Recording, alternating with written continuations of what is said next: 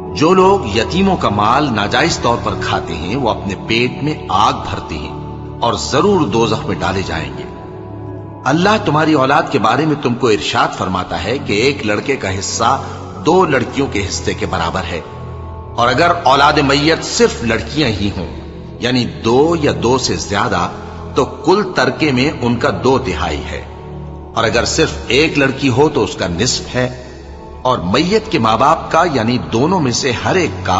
ترکے میں 6واں حصہ ہے، بشرطے کہ میت کی اولاد ہو،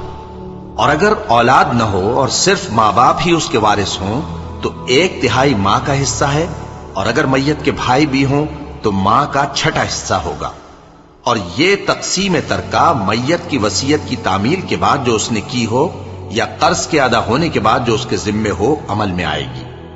تم کو معلوم نہیں کہ تمہارے باپ دادوں اور بیٹوں اور پوتوں میں سے فائدے کے لحاظ سے